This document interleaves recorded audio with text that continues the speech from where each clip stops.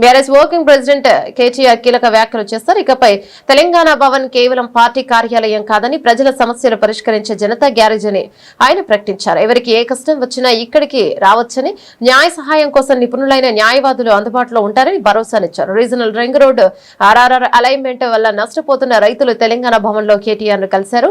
నల్గొండ, సూర్యాపేట, గజ్వేల్, సంగారెడ్డి నియోజకవర్గాల నుంచి వచ్చిన బాధితులతో ఆయన సమావేశమయ్యారు. ఈ సందర్భంగా కేటీఆర్ మాట్లాడుతూ రీజనల్ రింగ్ రోడ్డు విషయంలో కాంగ్రెస్ ప్రభుత్వం అనుసరిస్తున్న వైఖరిని విమర్శించారు. తమ ప్రభుత్వ హయాంలో మల్లన్న సాగర్, కొండపోచమ్మ సాగర్ నిర్వాసితులతో తామే స్వయంగా రోజుల తరబడి చర్చలు జరిపి మెరుగైన పరిహారం ఇల్లు ఇచ్చి ఒప్పించామని గుర్తు చేశారు. కానీ ప్రస్తుత కాంగ్రెస్ నాయకులు రైతుల సమస్యలు తెలుసుకునేందుకు క్షేత్రస్థాయికి వెళ్లడానికి ముఖం చాటేస్తున్నారని ఆయన ఆరోపించారు. గతంలో ఔటర్ రింగ్ రోడ్డు, ఓఆర్ఆర్ విషయంలోనూ కాంగ్రెస్ ప్రభుత్వం ఇలాగే అలైన్మెంట్లు మార్చి రైతులను ఇబ్బందులు గురిచేసిందని కేటీఆర్ విమర్శించారు. అలైన్మెంట్లు మార్చి పేదల జీవితాలతో ఆడుకోవడం కాంగ్రెస్ కు కొత్తేమీ కాదన్నారు.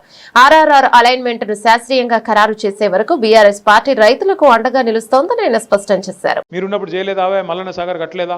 ఆందోళనలు కాలేదా? కొండపోచమ్మ సాగర్ కట్టలేదు? అవును అయినాయి. కానీ కేసీఆర్ ఏం చేసిండు? పిలుచుకొని మాట్లాడిండు. ఆ రోజు మంత్రులు డైరెక్ట్గా పోయి రోజులు చర్చలు చేసి ఒప్పించి మెప్పించి వాళ్ళకి ఎంత ఇయ్యాలనో ఇప్పించి, అవసరమైతే ప్లాట్ ఇచ్చి, ఇల్లు ఇచ్చి, పరిహారం ఇచ్చి, వాళ్ళకి రేపటి రోజున మీ భూముల విలువ పెడుతుందని చెప్పి సంజాయించి కాలు పట్టుకొని కడుపులో తల పెట్టుకొని ఒప్పించుకున్నాం, ఆఖరికి చేసుకున్నాం. మరి వీళ్ళేం చేయాలి? ముఖం చాటేస్తే అయిపోతుందా? అందుకే మీరు దయచేసి చేయాల్సిన డిమాండ్లు మూడే.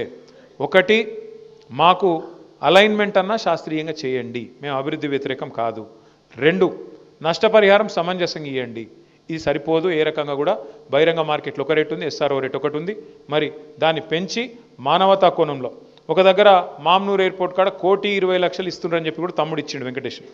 ఎకరానికి ఎయిర్పోర్ట్ 1,20,00,000 ఇస్తారు. మరి మీ దగ్గర ఎందుకు ఇవ్వద్దు అనేది మీ ప్రశ్న. అది వాస్తవమో కాదో నాకు తెలియదు.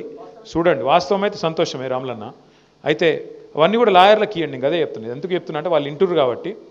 ఎవరికన్నా మీకు న్యాయ సలహాలు కావాలంటే, మీకు ఎవరికన్నా సరే న్యాయ సలహాలు కావాలంటే, ఇగో మన తెలంగాణ భవన్ గారు దీని పేరు ఇప్పటి నుంచిగా జనతా గ్యారేజ్.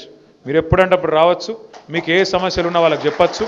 మీకు న్యాయపరంగా కూడా ఎలాంటి చిక్కులు లేకుండా, ఇబ్బంది లేకుండా వాళ్ళు మీకు సలహాలు కూడా ఇస్తారు. ఇక మీ వాళ్ళే ఉన్నారు, ఇదంతా నాయకులు